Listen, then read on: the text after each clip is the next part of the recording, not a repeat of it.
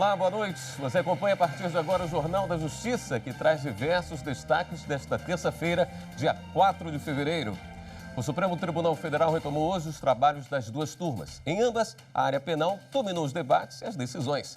Aqui vamos mostrar os detalhes do que foi decidido e você vai ver também.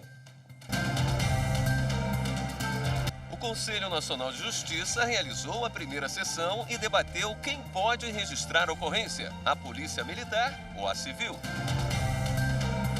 O Superior Tribunal de Justiça confirma a decisão do Supremo e suspende pagamento de precatórios a anistiados.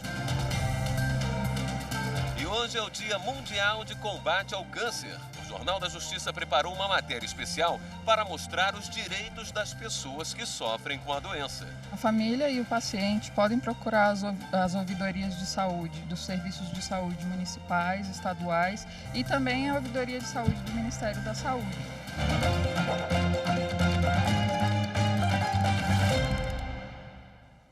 As turmas do Supremo Tribunal Federal retomaram hoje os trabalhos. Temas penais dominaram os debates. Vamos conversar ao vivo com a repórter Viviane Novaes, que acompanhou os julgamentos da segunda turma.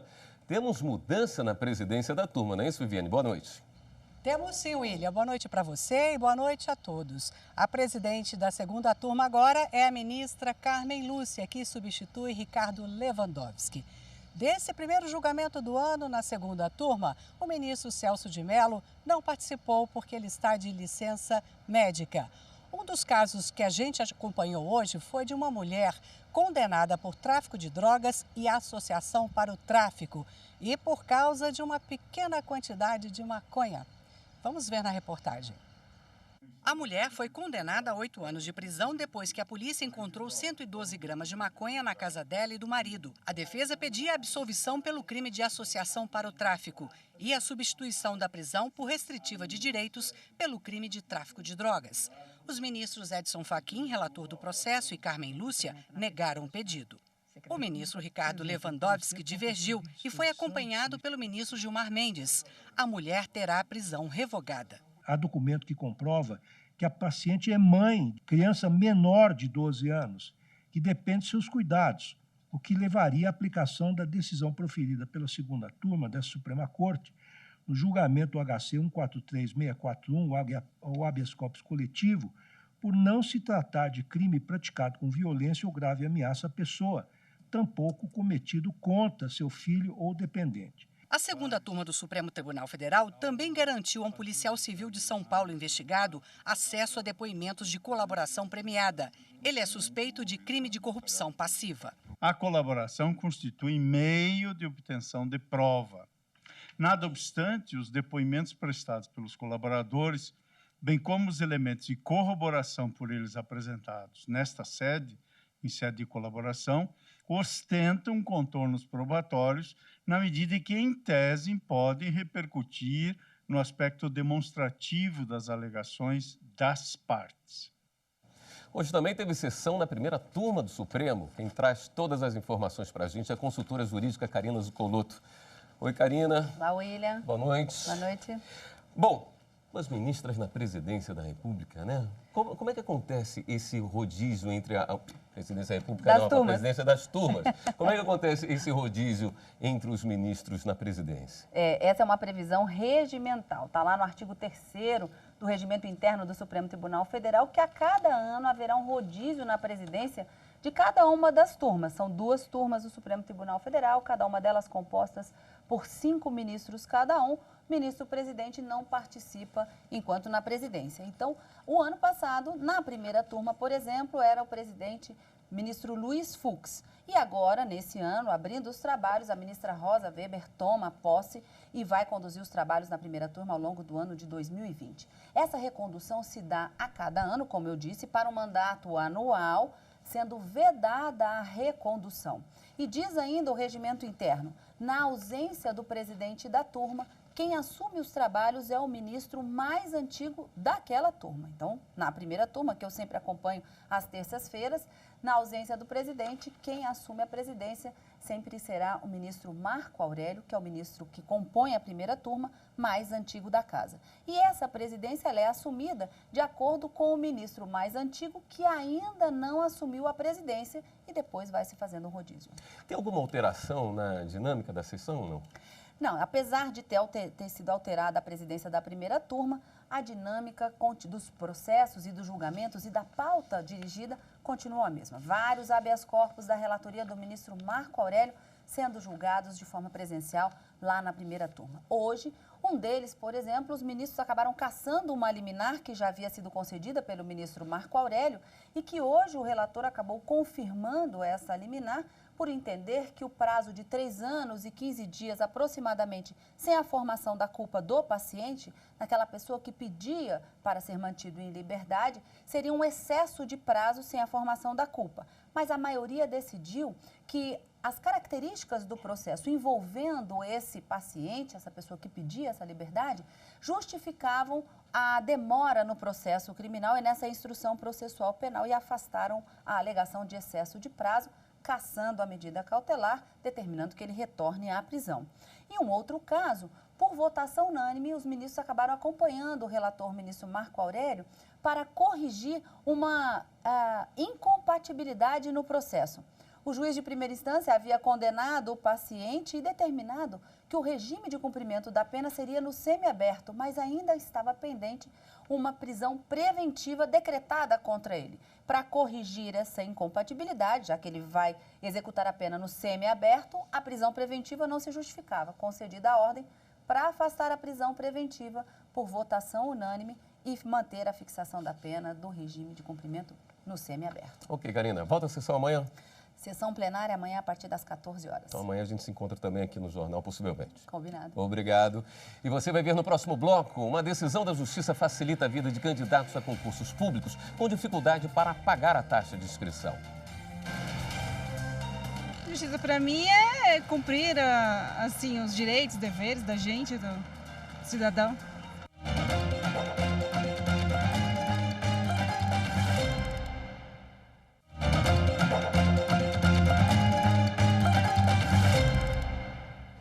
O presidente do Superior Tribunal de Justiça, ministro João Otávio de Noronha, negou novo pedido de liberdade ao ex-deputado estadual do Rio de Janeiro, Edson Albertassi.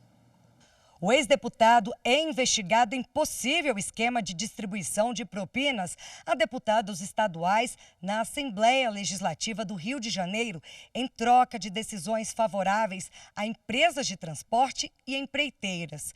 Edson Albertassi está preso desde novembro de 2017 e já teve um pedido de soltura negado pelo Superior Tribunal de Justiça no início de janeiro deste ano.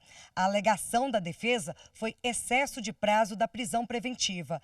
Ao negar o novo pedido, o ministro João Otávio de Noronha afirmou que não existe flagrante ilegalidade que justifique autorizar a liminar. Além disso, ele ressaltou que o Tribunal Regional Federal da 2ª Região, em decisão anterior, concluiu que não houve alteração dos fatos no processo suficiente para motivar a reanálise da legalidade dos fundamentos da prisão preventiva. O mérito do habeas corpus ainda será julgado pela 5ª turma do STJ. A relatoria é do desembargador convocado Leopoldo de Arruda Raposo. A Procuradoria-Geral da República enviou ao Supremo Tribunal Federal um relatório de buscas e apreensões em endereços ligados ao deputado Wilson Santiago. Em requerimento enviado ao Supremo Tribunal Federal, a Procuradoria-Geral da República pediu a incorporação do relatório das buscas e apreensões realizadas na investigação contra o deputado federal Wilson Santiago. O material foi apreendido em dezembro do ano passado, em cumprimento à ordem judicial do relator do caso no STF, ministro Celso de Mello.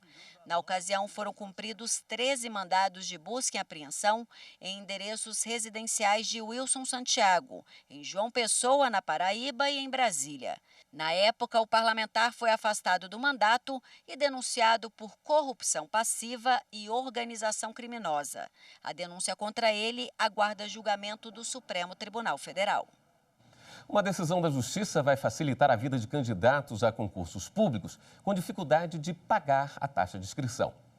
A decisão judicial traz maior garantia à participação de pessoas de baixa renda em concursos públicos realizados pela União e organizados pelo Centro de Pesquisa em Avaliação e Seleção e de Promoção de Eventos, o SEBRASP, e a Escola de Administração Fazendária, a ESAF. As duas bancas estão obrigadas a conceder prazo mínimo de 5 dias para o pagamento da taxa de inscrição dos candidatos que tenham os pedidos indeferidos. Na prática, muitos concurseiros enfrentavam dificuldades para pagar a taxa após a resposta negativa da solicitação de gratuidade.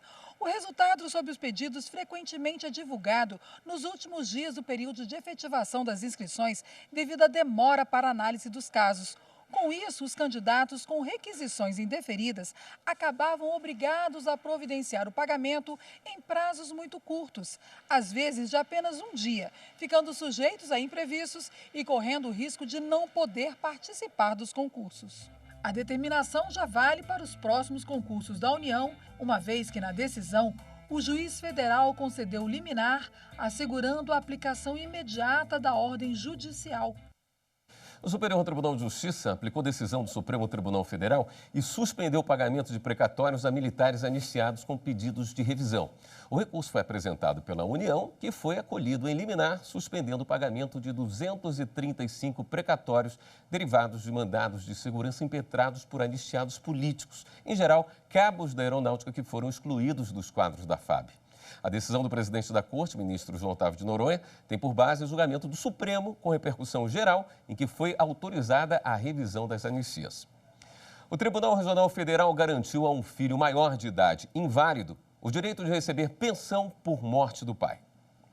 A primeira turma do Tribunal Regional Federal da Primeira Região ressaltou que a doença do filho foi comprovada no processo e é compatível com o quadro de incapacidade definitiva que impede o exercício de atividade laboral. O pedido do autor para receber a pensão por morte do pai foi negado em primeira instância, mas aqui no TRF o colegiado destacou que, estando comprovada a qualidade de segurado do instituidor da pensão e a condição de filho maior inválido, é devido o reconhecimento da pensão por morte ao dependente previdenciário. O Ministério Público Federal apresentou recurso para que a Agência Nacional de Saúde adote medidas contra o alto índice de cesáreas no Brasil. A média de 80% de cesáreas realizadas por ano na rede privada de saúde preocupa o Ministério Público Federal. Por isso, o órgão recorreu contra uma decisão do Tribunal Regional Federal da Terceira Região, que suspendeu uma determinação para que a Agência Nacional de Saúde cumprisse uma série de medidas para diminuir a taxa de cesáreas. Isso porque, se for realizada sem real necessidade, é uma cirurgia arriscada para a vida da mãe e do bebê. Em 2010, o MPF havia acionado a Justiça pedindo a regulamentação dos serviços obstétricos feitos em consultórios e hospitais privados. Em 2015, o primeiro grau da Justiça acolheu o pedido, estipulando algumas medidas, como a remuneração do parto normal, 3 vezes superior à cesárea. A ANS contestou a sentença e o TRF3 suspendeu a determinação da primeira instância. No recurso, o MPF defende que a suspensão não se justifica e agrava o quadro de cesáreas indiscriminadas no país, sendo urgente a intervenção do Poder Judiciário. Para o Ministério Público, é necessária a criação de índices de qualidade para garantir que o parto normal se torne uma regra e não exceção nos hospitais. E você vai ver no próximo bloco, o Conselho Nacional de Justiça realiza sua primeira sessão plenária. Justiça é fazer o correto, cumprir as leis, né? Os direitos e os deveres do cidadão.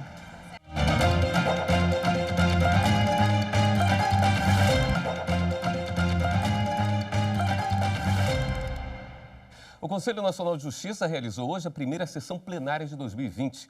Dos 23 itens na pauta de julgamentos, foram priorizados os processos de relatoria do conselheiro Luciano Frota, que termina o mandato nesta semana. O destaque foi para o julgamento da norma do Tribunal de Justiça de Tocantins, que amplia os poderes da Polícia Militar, Agente de Trânsito e Polícia Rodoviária Federal para registrar TCO, o termo circunstanciado de ocorrência.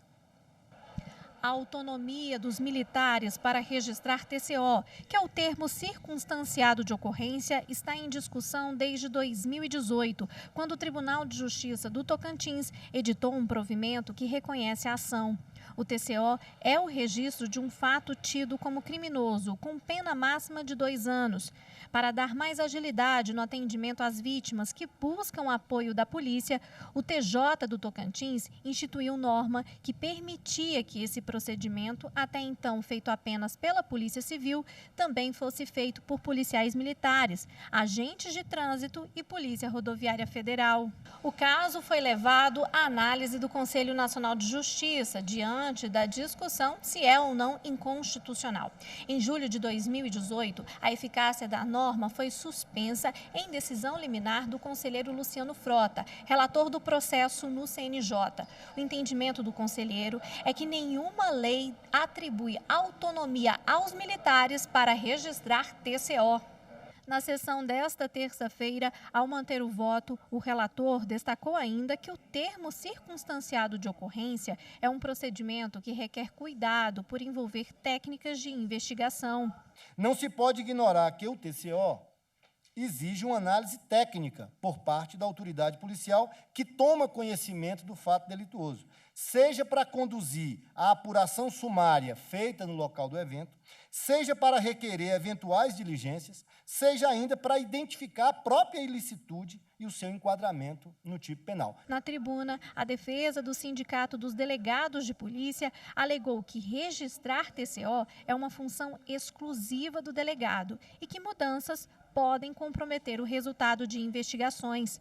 Durante os votos, os conselheiros reforçaram que o tema será analisado em plenário do Supremo Tribunal Federal, que ainda não tem jurisprudência formada. O julgamento foi suspenso com o pedido de vista do conselheiro Marcos Vinícius Jardim, que pediu mais tempo para analisar o processo.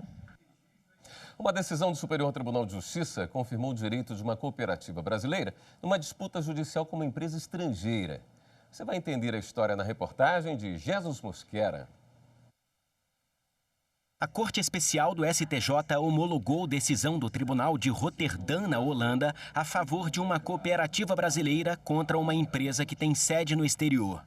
Os ministros entenderam que é regular a citação da pessoa jurídica estrangeira por meio de seu representante no Brasil, ainda que não seja formalmente a mesma pessoa jurídica, agência ou filial. A cooperativa brasileira, que reúne produtores da agroindústria, obteve na justiça holandesa uma sentença favorável para que a empresa estrangeira forneça documentos, preste contas e, ao final, pague uma dívida. Os valores devidos se referem a um contrato de compra e venda de suco de laranja congelado.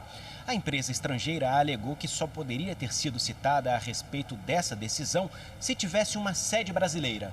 E contestou a citação feita a uma outra pessoa jurídica com quem não tem ligação formal, mas que dirige os negócios dela no Brasil. O relator do processo, o ministro Benedito Gonçalves, explicou que o Código de Processo Civil impõe às empresas estrangeiras facilitarem sua citação no Brasil, de modo a evitar prática judicial desleal e prejuízo a quem procura a justiça. O Instituto Nacional do Câncer estima que somente neste ano o Brasil pode ter 625 mil novos casos da doença. O INCA ressalta que 1/3 deles poderia ser evitados pela eliminação ou redução de fatores de risco, como o tabagismo e a obesidade. O estudo foi divulgado hoje, Dia Mundial do Câncer. Para quem sofre desse mal, a legislação prevê prazos mínimos para o diagnóstico e tratamento, que nem sempre são respeitados. A dona de casa, Cíntia Rocha, de 44 anos, teve metástase. O câncer de mama passou para o cérebro. Ela depende do Sistema Único de Saúde e vive uma luta há 1 ano. Primeiro, não conseguiu fazer o diagnóstico da doença na rede pública e contou com a ajuda de uma ONG. No meio do tratamento, a quimioterapia pelo SUS foi suspensa. E mais, a cirurgia para a retirada da mama ocorreu 6 meses depois da confirmação da doença. Em vez de 3 nódulos iniciais, os médicos retiraram 32. Ainda no hospital, a descoberta de que a doença tinha chegado ao cérebro. Cíntia só conseguiu a nova cirurgia porque já estava internada. Mas o tratamento ainda não terminou. A dona de casa aguarda uma radiocirurgia na mama. A gente fica em pânico, né? Porque a gente está correndo contra o tempo. E quando você chega no hospital, que você tenta marcar um exame, tenta marcar uma consulta, que você é barrado porque não tem reagente, porque o SUS não está fazendo, porque marca um médico para daqui 2, 3 meses, a gente entra em pânico, porque é a nossa vida. Segundo uma auditoria do Tribunal de Contas da União, 56% dos pacientes recebem o diagnóstico quando a doença está avançada, o que diminui as chances de cura. Em alguns casos, a demora pode chegar a 200 dias. No Brasil, a legislação estabelece prazos para os procedimentos do SUS em relação ao câncer. A Lei 13.896 de 2019 determina que o diagnóstico seja feito 30 dias depois da suspeita do médico. Já a Lei 13.685 de 2018 prevê prazo máximo de 60 dias entre o exame de confirmação e o tratamento. Mas, para os pacientes que ficam sem assistência, o único caminho é a justiça. A família e o paciente podem procurar as ouvidorias de saúde dos serviços de saúde municipais, estaduais e também a ouvidoria de saúde do Ministério da Saúde. Mas, administrativamente, esse processo pode ser um pouco lento, então, infelizmente, a saída seria judicializar para conseguir uma celeridade nesse processo. Em mais um Dia Mundial de Combate ao Câncer, o alerta dos médicos continua sendo a prevenção.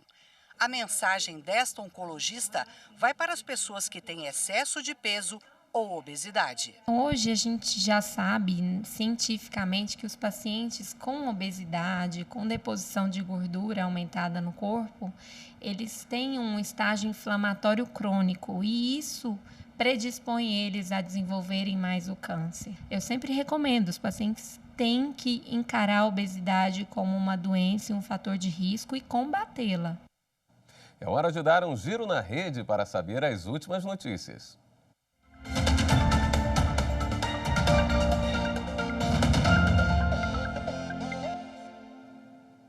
Vamos até a redação do Jornal da Justiça falar com a repórter Fernanda Porto, que tem as informações. Oi, Fernanda, boa noite. Oi, William, boa noite para todos que nos acompanham. A gente começa o giro de hoje com a notícia que o ministro Celso de Mello divulgou acórdão da decisão em que a segunda turma negou a extradição e determinou a soltura de um chinês acusado de operar instituição financeira sem autorização. A decisão foi tomada diante da ausência de garantia de que ele teria um julgamento justo e regular na China. O ministro Alexandre de Moraes manteve a cassação do prefeito de Alenquer, no Pará. Ele teve o mandato cassado pela Câmara Municipal em dezembro e foi restituído ao cargo por decisão do Tribunal de Justiça. O ministro entendeu que não há necessidade de quórum qualificado para recebimento da denúncia, nem intimação pessoal, como havia decidido o tribunal. O desembargador Abel Gomes, do Tribunal Regional Federal da 2ª Região, mandou soltar o ex-subsecretário de Saúde do Rio de Janeiro, César Romero. Ele foi preso preventivamente em janeiro por descumprir acórdão de delação. O desembargador considerou que pode ter havido equívoco no cadastramento de documentos. O giro fica por aqui, você em casa já sabe. Para rever qualquer uma de nossas reportagens, é só acessar nosso canal no YouTube, TV Justiça Oficial. William? Obrigado, Fernanda. O Jornal da Justiça termina aqui. Assista agora o programa que conta a história de mulheres vítimas de violência que estão conseguindo retomar a vida em Canoas, no Rio Grande do Sul. E a gente deixa um convite para você. Mande seu recado ou sugestão de reportagem para o nosso WhatsApp, 61992606116. Uma ótima noite para você. Até amanhã.